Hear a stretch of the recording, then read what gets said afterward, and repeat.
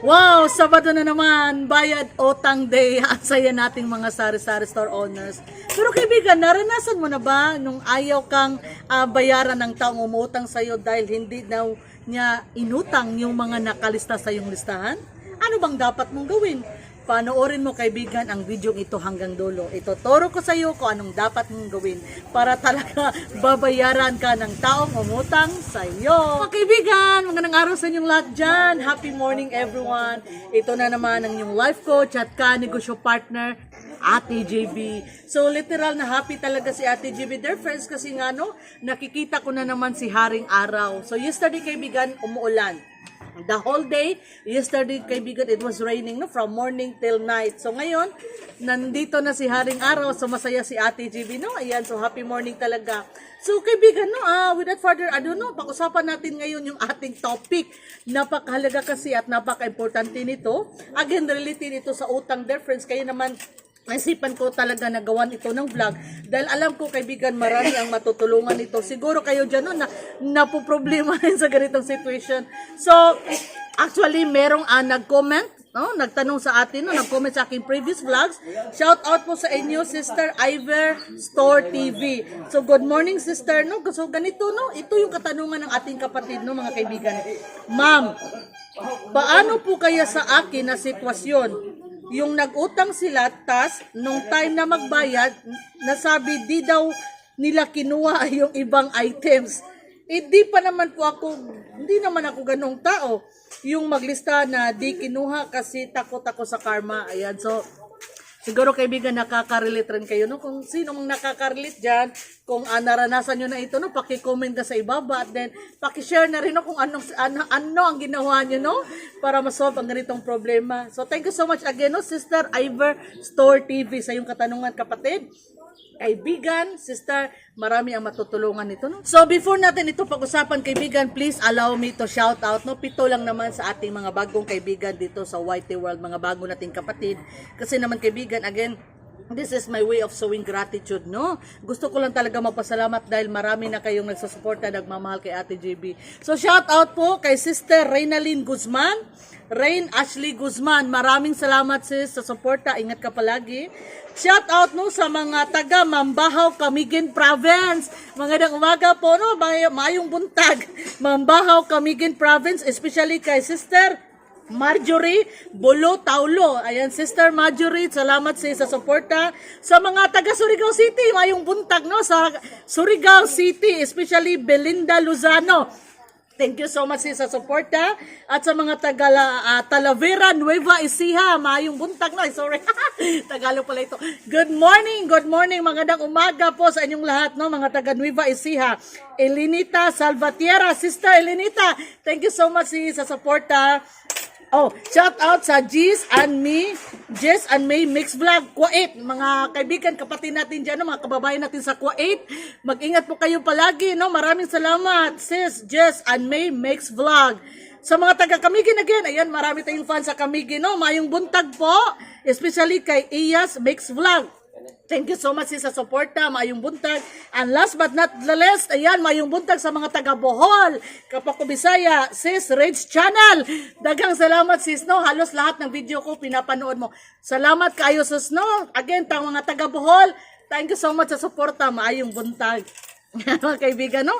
So ngayon kaibigan, back to our topic, no? Ano bang, nakaka-relate ba kayo kaibigan? Yung bang, merong nangutang sa iyo, time na magbayad, sabihin hindi daw nila hindi na sila nangutang. Ako kaibigan, hindi na talaga ako lalayo, no? Hindi na talaga ako lalayo. Nangyari na sa akin ito couple of times, siguro 5 times kung hindi ako nagkakamali. So there was a time kaibigan na masaya ako kasi nga Saturday. Saturday means bayad day. It's time for those people na magbayad sa utang nila sa akin. And then one of those people, no, isa sa mga nangutang dito sa akin, mabait naman siya. He's a good payer, okay? He's a good payer. And then, iwan ko lang, na-surprise, na-shock ako. Dahil that time, nang sinabi ko magkanong utang niya, na-surprise siya, na-shock rin siya. Okay, siguro kasi nga medyo malaki yung utang niya. Ang sabi niya, binasa ko, no? Kasi tinanong niya kung ano dang inutang. So, binasa ko, kaibigan, gamit yung aking listahan. Binasa ko. Ngayon, na-shock siya. Sabi niya sa akin, hindi raw niya inutang yung ibang mga nakasulat doon. Ako rin na-shock. Hindi ako maglilista, dear friends, kung hindi niya talaga inutang. Pero alam niyo ba kung ano nangyari? In the end, binayaran niya. Walang sa Bisaya, walang duha-duha, no? Hindi na siya nag-iisip pa, no? Nang ipinakita ko sa kanya yung listahan, nagbayad agad siya. So paano ba, no? Ano bang ginawa ni Ate GB? Ano lang kaibigan, no? Sinerox ko yung listahan. Meron kasi kung Xerox kapya dito, dire, sorry, lumabas naman ang pagkabisaya ko. Meron kasi akong Xerox copy machine.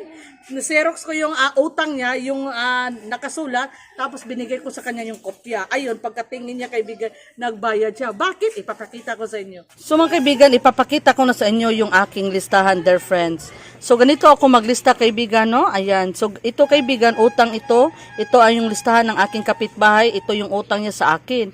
So ang ginagawa ni Ate GB, dear friends, ito, ipapakita ko na sa inyo.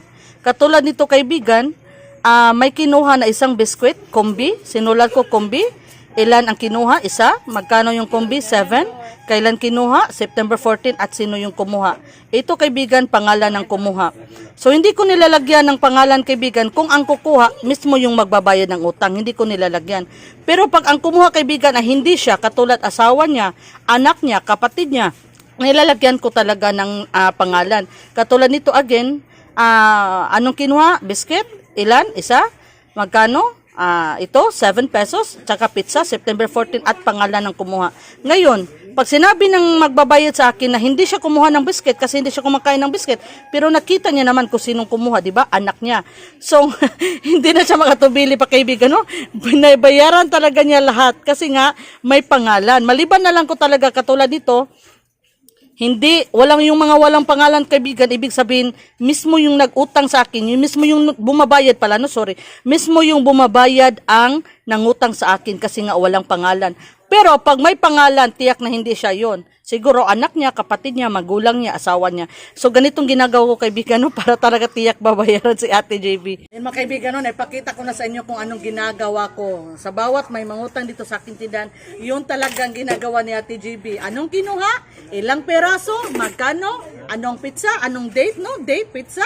At syempre, sino yung kumuha? Dapat kaibigan, ganito talaga ang gawin mo para tiyak na babayaran ka. Minsan kasi kaibigan, hindi ko naman talaga masisisi yung ibang mangutang sa atin kasi naman minsan talaga hindi sila yung nangungutang. Syempre, pag ikaw hindi ka nangutang, sasabihin mo nga, oh, hindi naman akong kumuha dyan. Natural na yun kaibigan, normal lang yun. Kaya ikaw kaibigan, pag may mangutang sa'yo, ganun talaga. Katulad ng ginawa ni Ate GB, dapat ganun ka maglista. Okay. At marami pa akong tips kaibigan, but before giving you another tips, gusto ko muna magpasalamat sa mga nag-like, nag-follow, nag-comment, nanood sa mga videos, at syempre nag-subscribe sa aking matalik na kaibigan, 3 Vlogs Unlimited. No, sorry, yeah. Sorry na po si Ate GB. Excited kasi ako there, friends. 3 Vlogs Unlimited, ilalagay ko yung link sa description box. Kahapon kaibigan, mga 2 days na, no? Nakita ko kaibigan, no? Yung mga subscribers ko dito sa aking channel, at TGB TV, nag-subscribe rin kay 3 Vlogs Unlimited. Thank you so much to all people there who subscribe to my friend 3 Vlogs Unlimited. I love you all. Thank you so much talaga. Kaibigan, no? Sana panoorin mo rin. Please watch his videos. Like, comment, and subscribe to his channel, 3 Vlogs Unlimited. Mabait na tao, kaibigan. Pag nakita niya yung comment nyo, nag-subscribe kayo, tiyak pupuntahan kayo niya, kaibigan. Kasi nga alam ko, mabait siya na tao. At alam ko kung sinong nag-subscribe. Thank you so much. I know all of you, dear friends. Thank you so much sa mga nag-subscribe. Okay? Kasi connected ako sa channel niya. So please, please, please, watch his videos. At least watch his videos, no? At 3 minutes or watch all. Okay? Tapusin niyo po, and then please subscribe to Vlogs Unlimited. Again, thank you so much, dear friends. So ngayon kaibigan, magbigay pa ako sa inyong tips. Back to our main topic, no? Ano pa bang gagawin natin? Nangyari rin ito sa akin, kaibigan, no? Few years back, wala pang pandemic. 5 years, 6 years ago. Yung suki ko na kapitbahay, dear friends, nang magbayad niya na siya sa akin, nang nakita niya yung listahan, alam nyo, kahit merong pang pangalan, actually merong pangalan talaga kung sinong umutang, pero hindi pa rin siya nagbayad kay Ate GB. Alam niyo kung anong sinabi sa akin, napakasakit. Ang sabi, hindi naman ako umutang yan. Bakit ko babayaran? Alam niyo ba kung sino nangutang? Sinong nakasulat? Anak niya. Isang beses asawa niya at saka yung 3 anak niya. Ang sabi niya sa akin, Hindi ko naman sinabi sa'yo na pautangin mo yung mga anak ko. Alam niyo ba kung anong feel ni Ate GB? Gusto ko talagang sigawan siya. Talagang na-shock ako sa sinabi niya sa akin. Bakit ko daw pinautang yung mga anak niya? Hindi niya naman sinabi sa akin na pautangin ko. Alam niyo ba kung anong inutang ng mga anak niya? Mga canned goods? Mostly talaga ulam at saka baon sa school. Kasi yung suki ko na yon, that time kaibigan, palagi siya wala sa kanila kasi na-assign siya sa medyo malayo, no? Kaya wala muna siya dito sa place namin, yun yung mga anak lang niya at saka asawa niya. At pinautang ko, good payer din siya kaibigan, pero that time, ayaw niyang magbayad sa akin kasi nga hindi siya umutang. At hindi niya ako sinabihan na pautangan yung mga anak niya. Kasalanan ko ba yun kaibigan? Hanggang ngayon kaibigan, hindi niya ako binayaran. Ang utang niya sa akin ay 666. Paano ko yun makalimutan? Hindi ko yun makalimutan pero wala na akong magagawa. Ayaw ko ng away, no? Sabi ko sa kanya, kung ayaw mo akong bayaran, bahala ka na lang, tulong ko na lang yun. Ayun nga, hindi nga ako binayaran. But then kaibigan, nakatulong ito sa akin kasi hindi ko siya inaway. After few years, siguro 2 years, bumalik na naman siya, dito na siya sa akin bumibili. Actually, after that time, hindi siya bumili dito sa akin tindahan. But then, after 2 years, a year, bumalik na siya kaibigan dito na ulit siya bumibili sa akin tindahan. And then, hindi na siya nangungutang. Bumibili na lang siya ngayon. So, ganito talaga yung ginagawa ko ni Ate GB. Hinahayaan ko na lang. Minsan talaga ang hirap. Pero, ayoko ma-stress kaibigan. No? Yung mga tao na ayaw magbayad or sabi sa'yo, nagduwa-duha, no? Ano ba yung sa Tagalog, no? Yung bang inisip na, bayaran ko ba? Hindi. Bayaran ko ba? Hindi. Makikita mo sa reaction kaibigan mo sa tuwing magbabayad yung isang tao. Pag sa tingin mo, hindi maganda yung reaction niya, huwag ka na magpautang ulit sa kanya. Okay, kahit pa magbayad siya in that time, pero para bang ayaw niya magbayad, napipilitan lang siya magbayad, next time, huwag mo na lang siyang pautangin. Yun ang gagawin mo kaibigan para hindi ka ma-stress, hindi ka ma-problema. Kasi meron talaga mga tao na ganito. Hindi kasi lahat ng umuutang sa atin ay mga mababait, ayan, so yung mga nakakaintindi. Hindi kaibigan, may mga tao talaga na mahirap makaintindi. Yung iba nakaintindi naman, ayaw lang talaga nilang umintindi, no? So para sa kanila, sila yung tama. Hindi ako umutang niyan. Hindi na naisip baka anak nila yung kumuha. O baka sino, no? Kaya ikaw kaibigan, pag may umutang dyan sa tindahan mo, katulad kay Ate GB, dapat yung gawin mo. Okay, ilista kung anong inutang, ilang piraso, magkano ang babayaran, petsa, at saka ng taong umutang. Para sure ka talaga kaibigan, no? Sign. Papirmahin mo, no? Papirmahin. Tell them na to put their signature. Okay. Ganun talaga ang gagawin mo, kaibigan. Maintindihan nila yun. Sabihin mo na lang, pirmahan mo, masasanay din sila. Kasi ito yung ginagawa ng isa kong kakopetensya, kaibigan.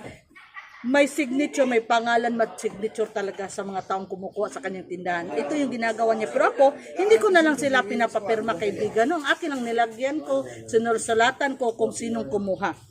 Ito talagang gawin mo. At again kaibigan, yung mga tao na iba yung mag-isip kaibigan, huwag ka na magpautang sa kanila.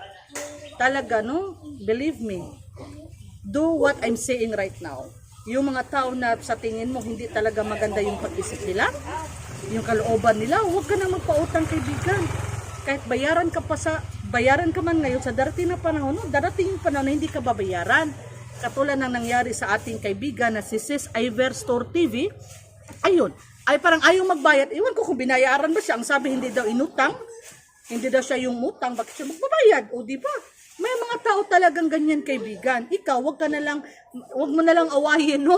Wag mo na lang awayin. Sabihin mo na lang na ikaw, kinuha na talaga, meron dito sa lista, nakalang hindi naman ako magsulat dito kung walang umutang. Kung ayaw mo kung bayaran, bahala ka. Basta ito, inutang talaga. Okay, but next time, dear friends, sana lagyan mo na rin ang pangalan. Pizza at pangalan ng umutang. At para sure, again, papirmahin mo yung umutang. Okay, napakahalaga kaibigan. Dahil pag hindi tayo binayaran, tiyak na malulugi tayo. Anong mangyayari? Unti-unting malulugi ang ating negosyo at syempre magsasara ang ating sari-sari store business dahil lang sa utang. Baka sabihin nyo, baka may mag-comment na, Ate JB, ayoko na talaga magpa-utang, natatakot ako. No, kaibigan, okay lang magpautang. Nagawan ko na ito ng vlog, okay lang magpautang. Basta alam mo yung mga bagay-bagay na dapat mong gawin bago ka magpautang. Yung hindi pa nakakaalam, pwede yung panoorin, no? Panoorin yung aking previous vlog, no?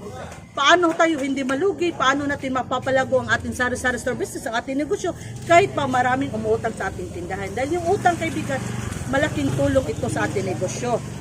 Nakakatulong pa tayo sa ibang tao, sa kapwa natin, at natutulungan rin tayo. Basta ba, magaling lang, maganda magbayad yung utang, yung taong umuutang sa atin. Okay, ganito talaga ang gawin mo, kaibigan. Again, no? Sana nasagot ko yung katanungan, Iver Store TV. Sana nasagot ko talaga, sister, at sana natulungan ko rin kayo dyan, yung mga kababayan natin yun, kapwa natin sari-sari store owners na mayroong ganitong problema. Sana natulungan ko po kayo. At kaibigan, kung gusto pang matuto ng ibang paraan paano mapapalago ang ating negosyo at paano pasisyon ang ating buhay at hindi ka pa nakasubscribe kay Ate GB, sana naman mag-subscribe ka na kay Ate GB and then pakihit na rin notification din para mapanood mo rin yung other videos ko na tiyak makakatulong sa iyong pag-asenso. And sana kaibigan, pakishare na rin para mas marami pa tayong matulungan. And thank you so much sa mga bagong nag-like, nag-follow sa ating Facebook page, Negosyo Tips and Ideas. Ilalagay ko yung link sa description box. Dumarami na tayo kaibigan. Kaibigan, please do like, follow, watch my videos. No, pwede ka mag-comment, mag-post, mag-private message kay Ate GB. Negosyo Tips and Ideas. Makakatulong agad to sa inyo kaibigan, paano magsimula ng negosyo, paano palago ng negosyo, at paano pasinsoyin ang buhay nating lahat. Again, lagi mo lang isipin kaibigan na hindi imposible, hindi mahirap na umasinso ang buhay nating lahat. Basta masipag tayo, madiskarte tayo, may tamang disiplina sa sarili. And of course, most important, we have God in our life. Tiyak asinso ang buhay mo kaibigan, tiwala lang. Again, thank you so much sa inyong pagmamahal kay Ate GB. Mahal ko rin kayong lahat. Thank you so much dear friends. God bless.